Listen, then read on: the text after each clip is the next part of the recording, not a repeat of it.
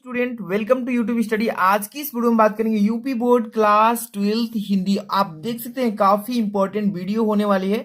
अर्धवार्षिक परीक्षा 2022 यानी कि हाफ ईयरली एग्जामिनेशन 2022 के बारे में बात करेंगे। और बहुत सारे बच्चे कमेंट कर रहे थे तो उनके लिए यहाँ पर देखिए क्वेश्चन भी आ चुके हैं कि कहाँ से प्रश्न आएंगे। तो आज की इस वीडियो में पूरा हम बताएंगे और कब से पेपर शुरू हो जाएगा यानी कि हाफ ईयरली एग्जामिनेशन, और तीसरा नंबर कि हाफ ईयरली एग्जाम की तैयारी कैसे करना है। तो आज की इस वीडियो में एक एक चीज क्लियर करेंगे, आपको कहीं भी नहीं ढूंढना है। आज की इस वीडियो को पूरे एंड तक बस देख लीजिए। और आपका पेपर हाफ ईयरली का कैसा आएगा तो वो भी देख सकते हैं कि पूरा हल के साथ हल करके बताएंगे कि कैसा करना है और हाफ ईयरली में आप अच्छा स्कोर कैसे कर सकते हैं। वीडियो को पूरा देखिए, लाइक कर दीजिए और आप इस चैनल पर नए तुरंत सब्सक्राइब कीजिए क्योंकि यहाँ पर आपको 2022 का टॉपर स्टूडेंट यहाँ से बनाना है। तो चलिए स्टार्ट करते हैं बिना देरी के। सबसे पहले नंबर कहां से प्रश्न आएंगे, है ना। और दूसरा नंबर कि कब से पेपर शुरू होगा, तो ये तो मैं बता दूं कि बहुत सारे बच्चे कमेंट कर रहे हैं कि सर मेरा 24 मतलब कि नवंबर से मतलब हाफ ईयरली का एग्जाम शुरू हो रहा है, कहीं कहीं पर मतलब कि 25 से, मतलब कि आप समझ लीजिए कि नवंबर में आज आधा तो खत्म ही गया, मान लीजिए कि इसके बाद 20-25 से स्टार्ट हो रहा है ना। तो आपको कैसे तैयारी करना है इतना ही समय में, पूरा देखिएगा वीडियो। कहाँ से सिलेबस में से कैसे पेपर में आएगा, तो सबसे पहले नंबर में बात करूं तो आपको बता देता हूं, जितने भी आपके सब्जेक्ट्स हैं, क्लास 12 की स्टूडेंट है, जितने भी आपके सब्जेक्ट्स हैं उसमें जितने भी आपको 70% तैयारी के लिए बोला गया है, यानी कि 30% तो सिलेबस कट कर दिया गया है, बट 70% पढ़ना है। और उसी 70% में से आपको जितने भी चैप्टर है, मान लीजिए कि हिंदी में जितने भी चैप्टर्स हैं उसमें से आधा में से, सब में से आधा आधा, यानी कि 70 में से 35% तैयारी कर लेना है सभी सब्जेक्ट से। हिंदी, इंग्लिश, मैथ, बायो हो या केमिस्ट्री हो या फिजिक्स हो, सब में से आधा आधा। मतलब कि मान लीजिए फिजिक्स क्लास 12 का आपको फर्स्ट पार्ट और सेकंड पार्ट दोनों है ना, तो आपको फर्स्ट में से आधा पढ़ लेना है और सेकंड में से भी, मतलब इस टाइप से टोटल आपको पूरा पूछा जाएगा। इस तरीके से आपको तैयारी करना है और इस पर मैं पर्सनल वीडियो एक अलग से बनाऊंगा। और सबसे पहले नंबर बात करता हूं कि हिंदी की अर्धवार्षिक पेपर आपका कैसा आएगा, है ना। तो इसमें देख लीजिए, मॉडल पेपर 2022 अर्धवार्षिक परीक्षा सामान्य हिंदी कक्षा 12 और केवल प्रश्न पत्र, सेम ऐसा ही आएगा। तो ये पेपर अगर पढ़ लेते हैं तो आपको थोड़ा सा भी दिक्कत नहीं होगा। पूरा वीडियो देख लीजिए। और यहाँ पे सबसे पहले नंबर बात करूं तो समय जो दिख रहा है 3 घंटे 15 मिनट, सेम उतना ही टाइम मिलेगा जितने की फुल मार्क्स का पेपर बनता है, ठीक है। और यहाँ पे आपको देखिए पूर्णांक दिख रहा है, पूर्णांक मतलब कि 100 मार्क्स का होगा। और बहुत सारे बच्चे पूछ रहे थे कि ये जो अर्धवार्षिक पेपर ये क्या मतलब कि एनुअल एग्जामिनेशन में इसको ऐड किया जाएगा, तो हाँ किया जाएगा। इसलिए आपको अच्छा स्कोर करना है, अच्छे से तैयारी करके इसको पेपर को तैयार करना है। तो आप थोड़ा सा भी दिक्कत नहीं लेना है, आपको अच्छे से तैयारी करते रहना है। और यहाँ पे सबसे पहले इंट्रोडक्शन पढ़ लेना, यानी कि निर्देश। प्रारंभ के 15 मिनट परीक्षार्थियों को प्रश्न पत्र पढ़ने के लिए निर्धारित किया जाता है। इसको अगर नहीं पढ़ते हैं तो किस खंड से कितने नंबर के क्वेश्चन करना है, किसको छोड़ना है, आपको जानकारी नहीं मिल पाएगा। इसलिए आपको जो टाइमिंग दिया गया है 15 मिनट को अच्छे से पढ़ लेना है। और चलिए स्टार्ट करते हैं, खंड से स्टार्ट करते हैं। एक एक क्वेश्चन को अच्छे से पहले देखेंगे। और यहाँ पे पहला नंबर खंड क स्टार्ट होगा, है ना। और ऐसा ही सेम आएगा आपका, है ना। तो यहाँ पर सबसे पहले नंबर बहुविकल्पी क्वेश्चन आएंगे। तो यहाँ पर देख सकते हैं फर्स्ट नंबर प्रश्न है और पहला का क नंबर, भारतेंदु युग की पत्रिका नहीं है।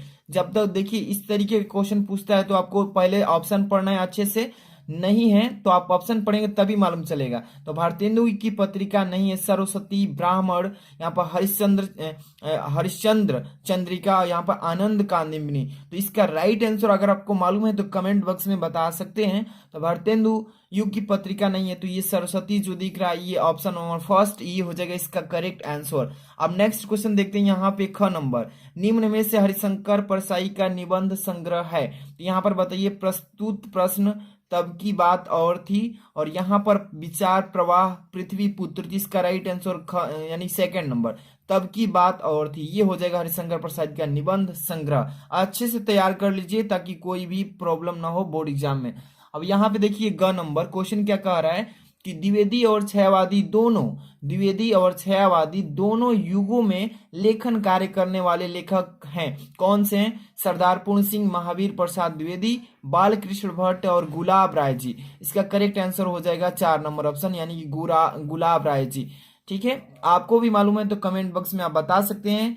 और यहाँ पे चलते हैं घ नंबर। ध्यान से देखिए क्वेश्चन क्या कह रहा है इसमें कि अशोक के फूल निबंध हैं यह किस, तो देखिए ललित का है कि मनोवैज्ञानिक, बुद्धि बुद्धि प्रधान का है कि ऐतिहासिकता। इसका राइट आंसर अगर आपको मालूम है तो बता सकते हैं। अशोक के फूल निबंध है ललित, यहाँ पर दिख रहा है ना, first option is the right answer. चलते हैं अंगा नंबर पे। क्वेश्चन क्या कर रहा है इसमें, अंगा नंबर ध्यान से देखिएगा। रॉबर्ट नर्सिंग होम में रचना विधा है रेखा चित्र, नाटक का, रिपोर्टाज, कहानी का। इसका करेक्ट आंसर आप बता सकते हैं, इसका होगा थर्ड नंबर यानी कि रिपोर्टाज। रिपोर्टाज हो जाएगा रॉबर्ट नर्सिंग होम की एक रचना विधा। इसके बाद अब अगला क्वेश्चन स्टार्ट होता है, थोड़ा सा पेज आगे कर लेते हैं ताकि आपको दिखने में कोई दिक्कत ना हो, ठीक है। यहाँ पर सेकंड नंबर क्वेश्चन क्या कह रहा है इसमें कि तार सप्तक का प्रकाशन हुआ था किस सन में हुआ था। आपको अच्छे से तैयार कर लेना, ये क्वेश्चन वेरी आईएमपी है, गारंटी ये पेपर में आएगा। तार सप्तक का प्रकाशन किस सन में हुआ था, सन 1943 ईस्वी में, याद कर लीजिए, first option is the right answer. Okay, इसके बाद हम चलते हैं अगला क्वेश्चन, यहाँ पे ख नंबर। ख नंबर क्या कह रहा है इसमें कि वीर गाथा काल की विशेषता है। देखिए क्वेश्चन बहुत ही बढ़िया है और इसी टाइप से क्वेश्चन पेपर में आते हैं, तो अच्छे से पढ़ना होगा कि वीर गाथा काल की विशेषता है मुक्तक काव्य रचना, प्राकृतिक चित्रण, युद्धों का सजीव चित्रण, नारी का रूप सौंदर्य चित्रण। तो देखिए वीर कथा काल की विशेषता जो है ये युद्धों का सजीव चित्रण किया गया है इसमें, ठीक है। तो यानी third number option the right answer. इसके बाद हम चलते हैं अगला क्वेश्चन, यहाँ पे ग नंबर क्या कह रखा है इसमें, ग नंबर को अच्छे से पढ़िएगा। कह रहा है इसमें कि रीति मुक्ति काव्य के रचनाकार कौन है, भूषण जी हैं कि बिहारी जी हैं कि केशवदास की घनानंद। तो इसका राइट आंसर घनानंद। ओके, देखिए थोड़ा मैं जल्दी जल्दी करा रहा हूं कि आपको ये बहुविकल्पी है, अभी तो आगे बहुत कुछ पढ़ना है सीखना है इसमें, इसलिए आपको ऑप्शन तैयार कर लेना है ना। इसमें कोई ट्रिक नहीं है कि मैथ में जैसे ट्रिक होता है तो ट्रिक पर बता दिया जाए, ये तो आपको याद करना है, समझकर याद करना होगा। यहाँ पे घ नंबर, कामायनी महाकाव्य की में सर्गों की संख्या कितनी होती है, तो 15 होती है। कितना, 15 याद कीजिएगा कि कामायनी जो है ये महाकाव्य में सर्गों की संख्या 15 होता है यानी कि 15, याद करके रखिए। नेक्स्ट क्वेश्चन यहाँ पे देखिए कौन सा है, अंगा नंबर क्या है क्वेश्चन में, इसके जवाब आप लोग भी दे सकते हैं कि निम्न में से जयशंकर प्रसाद की काव्य कृति है, और यहाँ पे चित्रधार लिखा है, द्वारपर लिखा है, इतलयम लिखा है, अनामिका लिखा है। तो इसका करेक्ट आंसर बता सकते हैं तो बताइए कमेंट बॉक्स में, और यहाँ पे इसका राइट आंसर हो जाएगा फर्स्ट नंबर यानी चित्राधार इज द राइट आंसर, है ना। अब हम बात करेंगे थर्ड नंबर क्वेश्चन। देखिए आपका थर्ड नंबर जो क्वेश्चन आएगा इस टाइप से आएगा, क्या लिखा रहेगा कि नीचे दिए गए गद्यांश पर आधारित प्रश्न निम्नलिखित प्रश्न के उत्तर देना है, जो कि 10 नंबर का ये भी आएगा। तो आपको कैसे करना है, देखिए पहले नंबर इसका ट्रिक समझिए, जितने भी आपके चैप्टर्स हैं उन चैप्टर्स के जितने भी गद्यांश है उसको अच्छे से एक बार पढ़ लीजिए कि आपको मालूम चल जाएगी कि इस चैप्टर से ये गद्यांश लिया गया है और इसके लेखक कौन है, तो 2 नंबर का काम वहां पे फिक्स हो जाएगा, है ना। देखिए जन का प्रवाह अनंत होता है, सहस्त्रों वर्षों से भूमि के साथ राष्ट्रीय जन ने तादात्म्य प्राप्त किया है, जब तक सूर्य की रश्मियां नित्य प्रातः काल भुवन को अमृत से भर देती है तब तक राष्ट्र जन का जीवन भी अमर है। इतिहास के अनेक उतार चढ़ाव पार करने के बाद भी राष्ट्र निवासी जन नई उठती लहरों से आगे बढ़ने के लिए अजर अमर है। जन का संतावाही जीवन नदी के प्रवाह। तो जैसे ही आप इसको पढ़ेंगे तो इसमें आपको क्वेश्चन किया जाएगा इसी गद्यांश पर आधारित, तो किस टाइप से क्वेश्चन करेगा ध्यान से देखिएगा, पूरा पढ़ लेंगे इतना। तो देखिए फर्स्ट नंबर करेगा कि उपयुक्त गद्यांश के पाठ और उनके लेखक का नाम बताइए, कि मतलब किस पाठ से इसको लिया गया है और इससे पाठ के लेखक कौन है, तो आपको मालूम होना चाहिए। जैसे कि मैंने आपको पढ़ाया जन का प्रवाह अनंत होता है, पढ़े है ना, तो ये किस चैप्टर से है, तो इसके ये चैप्टर है राष्ट्र का स्वरूप। कौन सा है, तो आपको मैं बता दूं यहाँ पे लिख करके याद रहेगा, राष्ट्र का स्वरूप। इस चैप्टर से इस गद्यांश को लिया है। इस चैप्टर को कौन लिखे हैं, राष्ट्र का स्वरूप चैप्टर को, तो डॉक्टर कौन लिखे हैं, वासुदेव शरण अग्रवाल, वासुदेव शरण अग्रवाल जी लिखे हैं, अग्रवाल, ठीक है। इसको अच्छे से तैयार कर लीजिए, इस पर आपको 2 नंबर क्लियर हो जाएगा। अब देखिए इसमें रेखांकित अंश की व्याख्या पूछता है, रेखांकित अंश की व्याख्या कहता है, इसका मतलब आपको समझ में आता है, देखिए ध्यान से बताता हूं। जब तक सूर्य की रश्मि नित्य प्रातः काल भुवत को अमृत से भर देती है। तो यही अंडरलाइन किया है यहाँ तक, इसी अंडरलाइन का भाव प्रकट करना है, यानी कि रेखांकित अंश की व्याख्या करना है कि जब तक सूर्य की किरणें सुबह सुबह हमें मतलब दिखाई देगी, कवि कहता है, उसके भाव में इसको लिखना होता है। ठीक है, तो आपको इसको गद्यांश को कैसे सोल्यूशन करना है, कैसे हल करते हैं पेपर में, इसका ऑलरेडी वीडियोस बना चुका हूं, नहीं देखे हैं तो आप जरूर मेरी प्लेलिस्ट क्लास 12 का जाकर देखिएगा। ऐसे ही पेपर में भी करना है। अगर आपको मान लीजिए कि वो गद्यांश नहीं आता है तो यहाँ पे अथवा में भी आपको मिलता है, कोई एक करना है। ठीक है, ये कीजिए। रविंद्रनाथ ने इस भारतवर्ष को मानव समुद्र कहा है। विचित्र देश है वह, असुर आए, आर्य आए, शक आए, हूण आए, नाग आए, यक्ष आए, गंधर्व आए, न जाने कितनी मानव जातियां यहाँ आई और आज के भारतवर्ष को बनाने में अपना हाथ लगाई। अब देखिए, जिसे हम हिंदू रीति नीति कहते हैं वह अनेक आर्य और आयोतर उपादानों का अद्भुत मिश्रण है। तो जैसे इसको पढ़ेंगे तो आपको क्या जानकारी मिलेगा कि किस चैप्टर से है रविंद्रनाथ ने इस भारतवर्ष को, तो आपको मालूम चल जाएगा। तो ये है आपके चैप्टर कौन, अशोक के फूल। अशोक के फूल जो चैप्टर है, इस चैप्टर से इस गद्यांश को उठाया गया है। और अशोक के फूल जो चैप्टर है उसको कौन लिखा है आपको जानकारी होना चाहिए। तो यहाँ पर आचार्य रामचंद्र शुक्ल कौन है, आचार्य रामचंद्र शुक्ल जी लिखे हैं। तो ये अशोक के फूल चैप्टर से हैं और इसको राइटर कौन है, तो आचार्य रामचंद्र शुक्ल जी। तो यहाँ पे देखिए, उपयुक्त गद्यांश के पाठ और लेखक के नाम पूछा है ना, तो यहाँ पे 2 नंबर आपको मिल जाएगा। तो केवल पाठ का नाम लिखेंगे और लेखक का नाम लिखेंगे तो 2 नंबर क्लियर हो जाएगा। रेखांकित अंश की व्याख्या करने के लिए बोला है, तो जिसे हम हिंदू रीति नीति कहते हैं। तो यही जो कह रहा है लाइन, इतना इस लाइन का भाव क्या कह रहा है उसको मतलब रेखांकित अंश की व्याख्या के रूप में लिख देना है।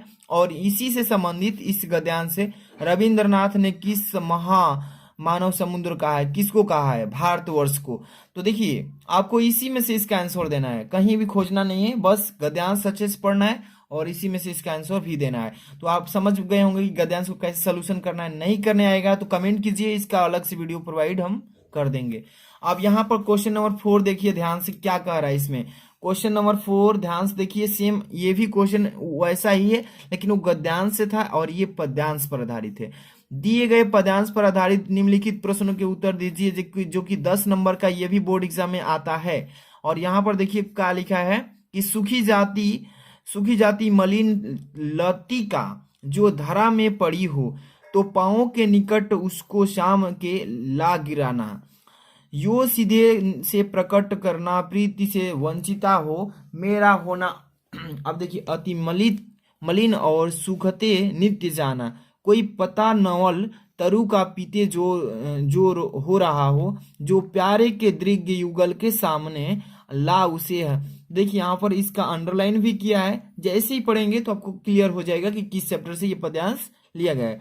तो ये पद्यांश से चौवत पढ़े हैं, चवन इतिका, इस चैप्टर से मतलब कि इसको उठाया है और इसके राइटर अयोध्या सिंह उपाध्याय हरिऔध जी हैं। ठीक है, इसको मैं लिख देता हूं कि आपको याद भी होता चलेगा, तो ध्यान से देखते चलिएगा। अयोध्या सिंह श्री औध जी हैं। ठीक है, इस चैप्टर के राइटर कौन है, अयोध्या सिंह श्री औध जी हैं। ठीक है, और इसके बाद देखिए इसमें क्वेश्चन किस टाइप से पूछेगा कि उपयुक्त पद्यांश के शीर्षक और कवि का नाम बताइए। शीर्षक मतलब कह रहा है तो इस मतलब किस पाठ से लिया गया है, पाठ का नाम बताइए। कवि कौन है, इसके लेखक, तो इसके चमत इतिका, तो इस चैप्टर का नाम है। इसके राइटर्स अयोध्या सिंह श्री उपाध्याय जी हैं, मतलब हरिऔध जी हैं। इसके बाद रेखांकित अंश की व्याख्या कर देना है। ठीक है ना, समझ गए हैं ना आप, ऐसे ही करना है। अगर ये आपको नहीं मालूम है तो यहाँ पर नीचे देखिए अथवा में भी क्वेश्चन किया है, अथवा वाला भी कर सकते हैं। ठीक है, चांदनी रात का प्रथम प्रहर, हम चले नाव लेकर सतोर, सिकता की सिमित सीपी पर, मोती को ज्योत्सना रही विचर, लो पाले चढ़ी उठा लंगर, मृदु मंद मंद मंथर मथर। जैसे ही पढ़ेंगे, इधर भी दिया है इसमें थोड़ा सा और कि लघु तरुड़ी हंसती सी सुंदर।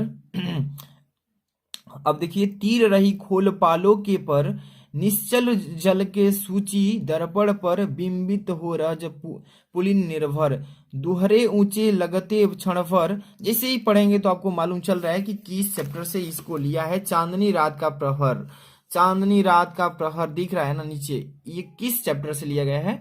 तो ये नौका विहार। किससे? तो नौका विहार जो चैप्टर है, इस चैप्टर से इस पद्यांश को उठाया। इसके राइटर कौन है? तो सुमित्रा नंदन पंत जी हैं। कौन है? तो यहां पे लिख देता हूं, सुमित्रा नंदन पंत जी हैं। सुमित्रा नंदन पंत जी हैं इस चैप्टर के मतलब कि राइटर। अब इसी में से क्वेश्चन पूछेगा तो शीर्षक के लेखक कवि का नाम, ठीक है, शीर्षक का नाम, कवि का नाम, रेखांकित अंश की व्याख्या कर दीजिए। कवि नौका विहार हेतु किस समय प्रस्थान करते हैं? तो ये पढ़ेंगे तो आपको व्याख्या के रूप में सब कुछ मालूम चल जाएगा। अगर नहीं आपको करने आता है कि पद्यांश कैसे हल किया जाता है, कैसे क्वेश्चन बनाया जाता है, तो इसका वीडियो मैं बना दूंगा, कमेंट करना होगा बट, है ना। अब यहाँ पे क्वेश्चन नंबर 5 ध्यान से देखिए क्या कह रहा है आपको। 5 नंबर क्लियर। निम्न में से किसी एक लेखक का साहित्यिक परिचय देते हुए उनकी प्रमुख रचनाओं का उल्लेखन कीजिए। अधिकतम समय सीमा जो है, शब्द सीमा है 80 शब्द में। क्या कह रहा है ध्यान सुनिए। ये जो है 1 2 3 लेखक यहाँ पर नाम पड़े हैं, 3 में से किसी एक को उठाना है और उस लेखक के बारे में क्या लिखना है? उनका पहले नंबर तो जीवन परिचय लिखना है। जीवन परिचय के बाद साहित्यिक परिचय देते हुए, मतलब कि वही जीवन परिचय लिखते हुए उनकी प्रमुख रचना का उल्लेख करना है। ध्यान से देखिए, साहित्यिक परिचय अगर लिखते हैं साहित्यिक परिचय तो आपको 3 नंबर मिलेगा, और उनकी रचना लिखते हैं तो 2 नंबर। टोटल कितने नंबर? 5 नंबर। देख लीजिएगा, अगर आप साहित्यिक परिचय लिख देते हैं और रचना उनका छोड़ देते हैं तो 3 ही नंबर मिलेगा। तो आप गलती ऐसा नहीं करिएगा। ओके, समझ में आ रहा है? तो डॉक्टर हजारी प्रसाद द्विवेदी बहुत ही फेमस है, इसको अच्छे से तैयार कर लीजिए, काफी इंपॉर्टेंट है। इसका वीडियो ऑलरेडी बना दिया हूं, डिस्क्रिप्शन में जाइए, तीर से देखिए नीचे, वहां पे डॉक्टर हजारी प्रसाद द्विवेदी का जीवन परिचय लिखा होगा, आराम से देखकर याद कीजिएगा। अब यहाँ पे देखिए कवि दिख रहा होगा। निम्न में से किसी एक कवि का साहित्यिक परिचय देते हुए उनकी प्रमुख कृतियों का उल्लेख कीजिए। अधिकतम समय सीमा, शब्द सीमा इसका भी 80 वर्ड है। कहने का मतलब है कि 80 शब्द के अंदर ही आप लिखेंगे, ज्यादा नहीं लिखना उनके बारे में। तो इसमें एक कवि है, कवि कितने हैं? 1 2 3, तीनों में से किसी एक के बारे में लिखना होगा। रामधारी सिंह दिनकर ये भी कवि हैं, महादेवी वर्मा कवि हैं, जयशंकर प्रसाद भी कवि है। तो आप अच्छे से याद कर लीजिए, महादेवी और जयशंकर प्रसाद और रामधारी सिंह तीनों काफी इंपॉर्टेंट है, और बोर्ड एग्जाम में महादेवी वर्मा का जरूर देखने को मिलेगा। तो आप अच्छे से तैयार कर लीजिए। इनका भी मैं जीवन परिचय बना दिया हूँ वीडियो, बहुत ही अच्छे से जाकर डिस्क्रिप्शन चेक कर लेना और वहां पे अच्छे से तैयार कर लेना।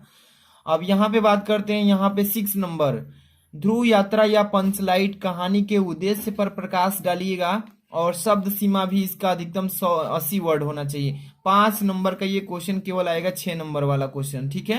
तो ध्रुव यात्रा या पंचलाइट किसी एक को ही लिखना है, ध्रुव यात्रा पर लिखिए या पंचलाइट पर। इसका भी वीडियो मैं अभी 2-3-4 दिन पहले डाला हूं, बहुत भी बच्चे देख रहे हैं, आप भी नहीं देखे तो जाकर तुरंत देखिए पंचलाइट का वीडियो, बहुत ही अच्छे से समझाएं, उसमें डिस्क्रिप्शन चेक कर लीजिएगा, अच्छे से समझ लीजिएगा। आगे क्वेश्चन बात करते हैं। अगर ये दोनों में से कोई अगर नहीं मालूम है तो अथवा में भी प्रोवाइड कर रहा है इसमें कि आप इसको भी दे सकते हैं। अगर ये नहीं मालूम है तो पंचलाइट या ध्रुव यात्रा, वही चीज है दोनों में। यहाँ पे कहानी की तत्व पर लिखना है और यहाँ पर प्रकाश डालना है उसके उद्देश्य पर। तो जो भी आपको मालूम है वो कर देंगे। तो इसका मैं वीडियो बना दिया हूँ, जाकर चेक कर लेना। अब यहाँ पे 7 नंबर जो क्वेश्चन है, ये आपके अलग क्वेश्चन है, ये अलग टाइप का है। तो जिला वाइज आता है, जिलावार, ठीक है, जिलावार ये क्वेश्चन आता है। तो अभी समझा देता हूँ, आपको टेंशन नहीं लेना है। यहाँ पे क्वेश्चन नंबर 7 कि स्वपठित खंड काव्य के आधार पर किसी एक खंड के एक प्रश्न का उत्तर दीजिए। अधिकतम समय सीमा इसका भी कितना है? शब्द सीमा 80। यहाँ पे देखिए हर एक जिले का ये अलग अलग क्वेश्चन आता है, तो मैं कैसे बना दूं कि हर एक जिले का अलग अलग नहीं बन पाएगा ना, ज्यादा हो जाएगा, वीडियो लॉन्ग हो जाएगी। तो आप किस जिले से हैं जरूर कमेंट करके बताइए, ताकि मालूम चले कि हाँ ये बच्चा देखा है वीडियो, लाइक भी किया है, कमेंट भी कर रहा है। तो आप जाकर के तुरंत कमेंट कीजिए कि किस जिले से। मैं बता दूंगा ये आपके लिए काफी इंपॉर्टेंट है, इसमें से टिक लगाकर अलग अलग पर्सनल मैं कमेंट करके रिप्लाई दूंगा। तो कमेंट बॉक्स में जरूर बताइए किस जिले से हैं। आगे हम बात करेंगे अब क्वेश्चन नंबर 8, ध्यान से देखिएगा। क्वेश्चन नंबर 8 समझाने की कोशिश करूंगा, थोड़ा सा यहाँ पे नीचे ध्यान दीजिएगा, खंड दिखाई दे रहा होगा। खंड नंबर आपका ख स्टार्ट होता है। खंड क्या होता है? ख। क का समाप्त हो गया, 7 क्वेश्चन आएगा क से, और 8वां नंबर क्वेश्चन जो होगा ख से। क नंबर क्वेश्चन क्या लिखा है इसमें? 8 का, दिए गए संस्कृत गद्यांशों में से किसी एक का संदर्भ हिंदी में अनुवाद कीजिए। तो देखिए ये संस्कृत का आपका जो है चैप्टर, उसमें से एक गद्यांश मिलेगा, और ये क्वेश्चन आपको 7 नंबर का पेपर में आएगा। ध्यान से देखिएगा, अगर इस प्रश्न को करते हैं तो संदर्भ इसका लिखते हैं तो 2 नंबर मिलेगा, और हिंदी में अनुवाद करते हैं तो 5 नंबर, टोटल आपका 7 नंबर कंप्लीट होगा। तो कितना इंपॉर्टेंट आप समझ सकते हैं। तो देखिए पहले पढ़ेंगे इसको कि किस चैप्टर से है, समझना है ना। तो यहाँ पर यज्ञवल्यो मैत्री मुवाच मैत्रेयी, देखिए जब इतना ही पढ़ेंगे ना तो आपको 2-3-4 लाइन पढ़ेंगे तो क्लियर मालूम होगा कि किस चैप्टर से है ना।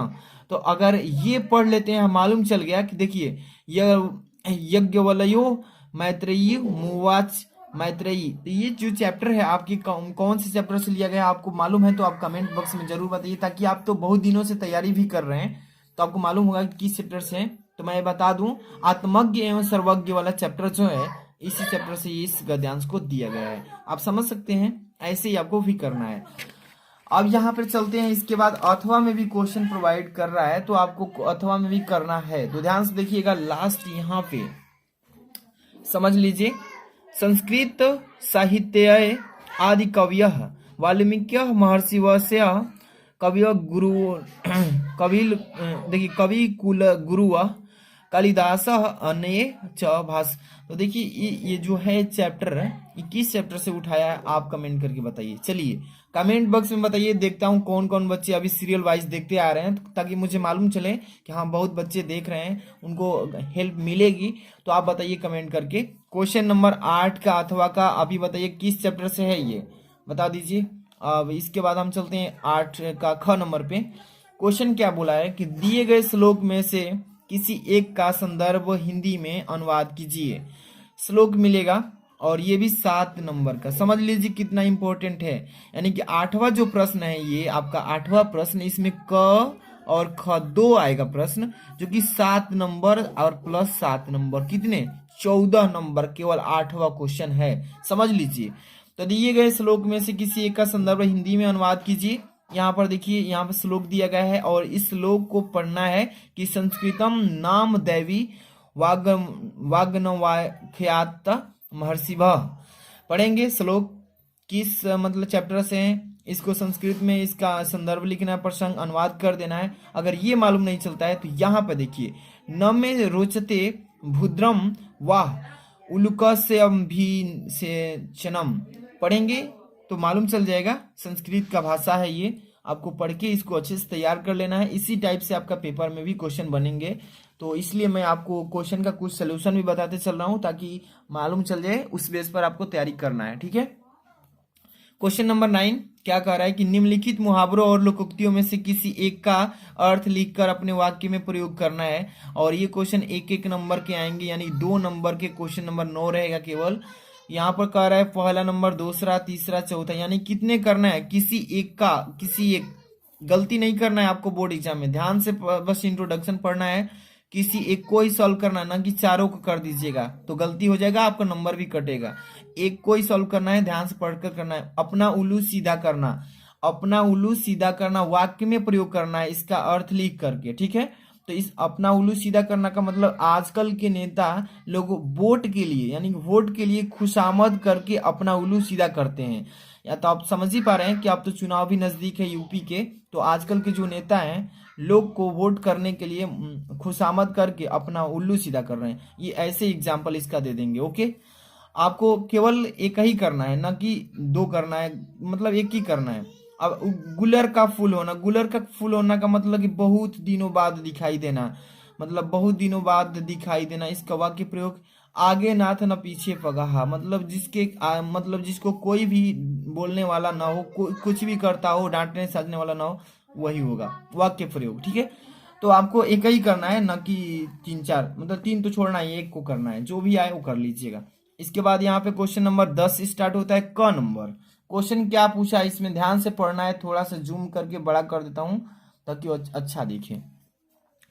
निम्नलिखित शब्दों के संधि विच्छेद के सही विकल्प का चयन कीजिएगा। यहाँ पे देखिए 3 संधि विच्छेद दिए गए हैं, तीनों को करना अनिवार्य है। 3 नंबर क्लियर होने वाला है अभी तुरंत। कह रहा है कि महोत्सव। अभी एक चीज आपको गलती नहीं करना है, यहाँ पे देखिएगा अह की मात्रा दिया है ना, तो आपको अह का मात्रा में ऑप्शन में भी देखना है।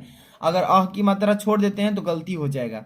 तो महोत्सव का संधि विच्छेद यानी कि इसको 2 भागों में डिवाइड करना है। तो महोत्सव का संधि विच्छेद होता है महाधन उत्सव, यानी कि महाधन उत्सव जो है ये आपका ख number option is the right answer. महाधन उत्सव ये ऑप्शन सही है। ठीक है, आगे क्या लिखा है सेकंड नंबर कि भवनम। यहाँ पे हलंत दिख रहा है ना, हलंत इसको ध्यान में रखना है क्योंकि ऑप्शन में आपको हलंत होना अनिवार्य है। कि भवनम, भवनम का संधि विच्छेद क्या होगा, भो धन अनम। भो धन अनम यानी कि यहाँ पे ग number option is the right answer, भो धन अनम। ठीक है, इसके बाद यहाँ पे चलते हैं थर्ड नंबर पावक। अह की मात्रा है ना, पावक का संधि विच्छेद क्या होगा, तो पौधन अकह। क number is the right answer, पोधन अकह। अब हम बात करेंगे इसके बाद थोड़ा सा पेपर आगे करते हैं, समझाएंगे ना। अभी जो वीडियो को लाइक नहीं किए तो लाइक कर दीजिए, बहुत ही मेहनत से बनाई जाती है। तो ख नंबर देखिए ध्यान से, निम्नलिखित शब्दों की विभक्ति और वचन। विभक्ति भी बताना है और प्लस साथ में वचन भी बताना है कि किस वचन से हैं के अनुसार चयन कीजिएगा।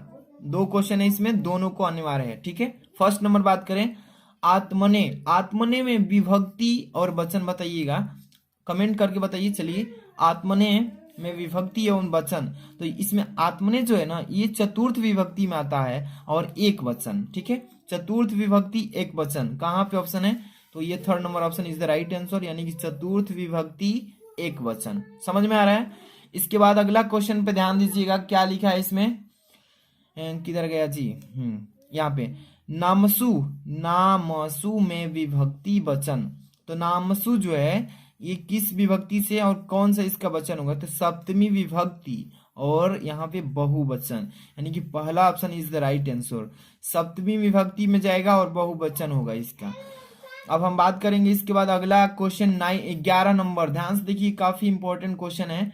निम्नलिखित शब्द युग्मों का सही अर्थ चयन करके लिखिएगा। यहाँ पे अनल अनिल का यहाँ पे क्या बताना है, शब्द युग्म का सही अर्थ बताना है। तो अनल अनिल का शब्द युग्म का सही शब्द होगा अनिल और वायु होता है, अनिल और सॉरी अग्नि और वायु। यहाँ पे देख लीजिए ऑप्शन इज द ख number is the right answer.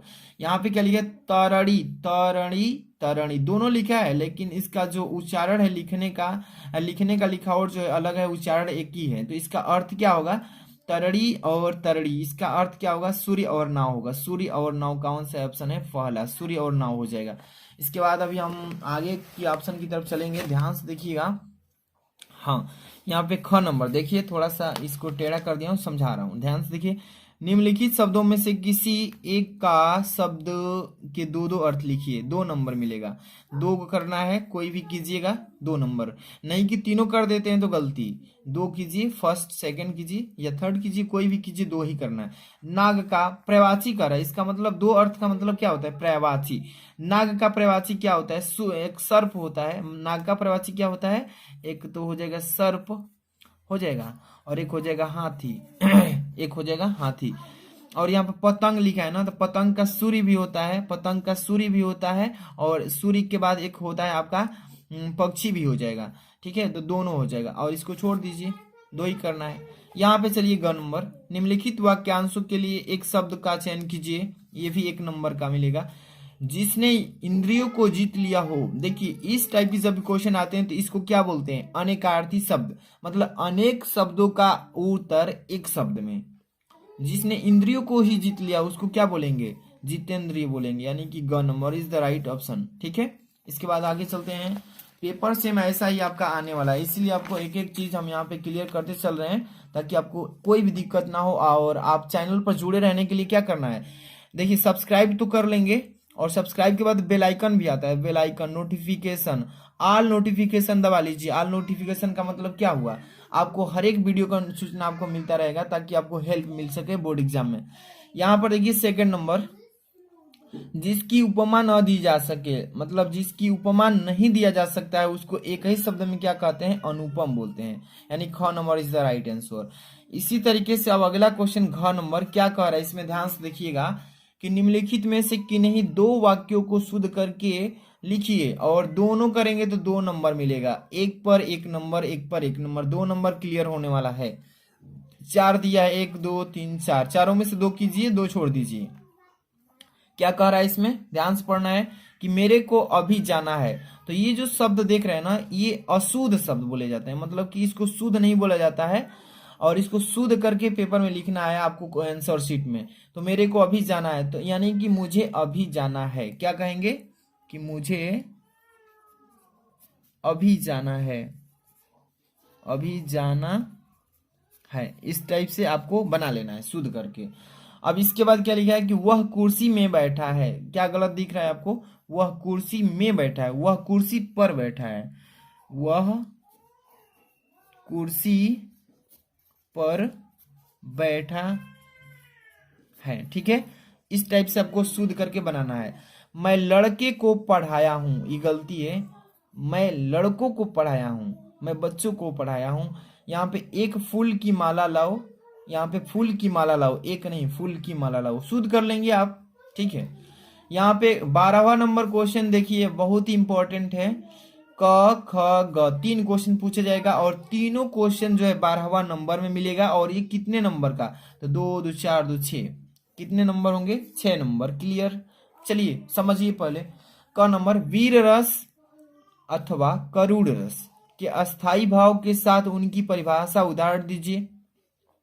वीर रस याद कर लीजिए या करुण रस, दोनों में से दोनों तो याद कर लेंगे तो अच्छा रहेगा। कोई एक को लिखना है, लेकिन कोई एक ही लिखना है और साथ में अस्थाई भाव देना है और उनका परिभाषा के साथ उदाहरण भी लिखना है, तब जाके 2 नंबर क्लियर होगा। सेम यमक अलंकार में उपमा अलंकार का, दोनों में से आपको एक ही को करना है पेपर में। और हाँ, साथ में लक्षण का उदाहरण भी देना है, नहीं लिखते हैं तो 1 नंबर ही मिलेगा। तो दोनों करेंगे, उसका लक्षण भी और परिभाषा लिखेंगे, 2 नंबर मिलेगा। समझ में आ रहा है ना।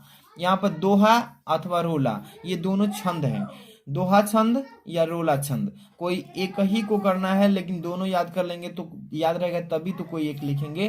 ठीक है, और लक्षण के साथ में उदाहरण लिखना, 2 नंबर। समझ में आ रहा है ना। 12 number question is the finish. अब 13 नंबर क्वेश्चन पे चलते हैं, समझिए एक एक क्वेश्चन को, बढ़िया है।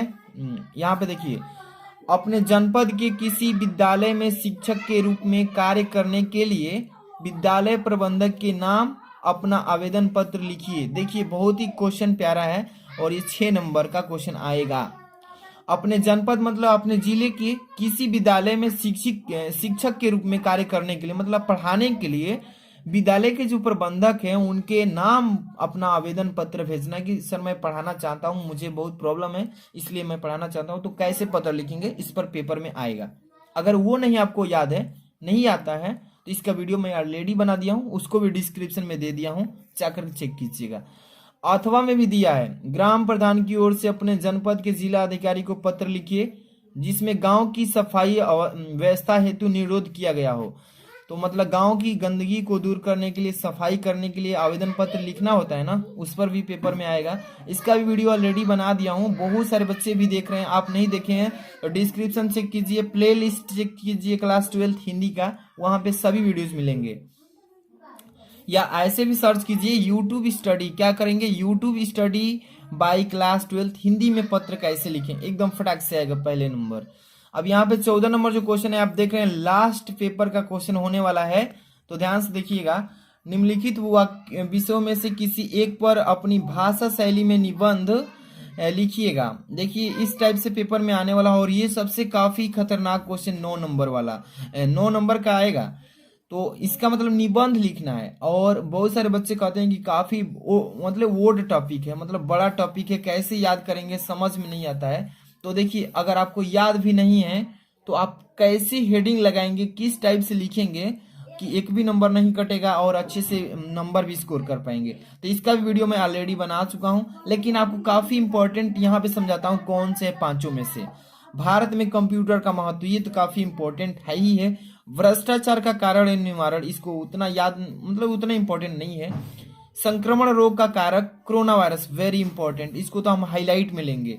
सबसे पहले नंबर इसको तैयार कीजिएगा क्योंकि इस बार सबसे पहले ऑप्शन में दिखेगा, ठीक है, या तीसरा नंबर ऑप्शन पे भी दिख सकता है, मेरा अनुमान है। और यहाँ पे देखिए छात्र और अनुशासन, उतना इंपॉर्टेंट ये नहीं है। ग्राम विकास की समस्या और उनका समाधान, ठीक है, उतना इंपॉर्टेंट नहीं है। इसमें दो इंपॉर्टेंट मुझे लगा है, संक्रमण रोग का कारक कोरोना वायरस और भारत में कंप्यूटर का महत्व, दोनों को तैयार कीजिए। इसका वीडियो ऑलरेडी बना दिया हूँ, कैसे लिखना है, बिना याद के भी लिखेंगे, कैसे हेडिंग डालते हैं, क्या क्या हेडिंग डालेंगे तो फुल नंबर मिलेगा, पूरा वीडियो बना चुका हूँ। तो ये वीडियो पसंद आई हो तो लाइक कर लीजिए और चैनल पर नए तो सब्सक्राइब कर लीजिए और इस वीडियो को शेयर कीजिए ताकि और भी सारे सब्जेक्ट्स का ऐसे ही हाफ ईयरली एग्जाम का मॉडल पेपर बना दूं सॉल्यूशन के साथ। और अगर आप टेलीग्राम से नहीं जुड़े तो डिस्क्रिप्शन चेक कीजिए, वहां पे सब कुछ लिंक मिलेगा, चेक करके ज्वाइन होते रहिए। मिलते हैं नेक्स्ट वीडियो में, थैंक्स फॉर वॉचिंग।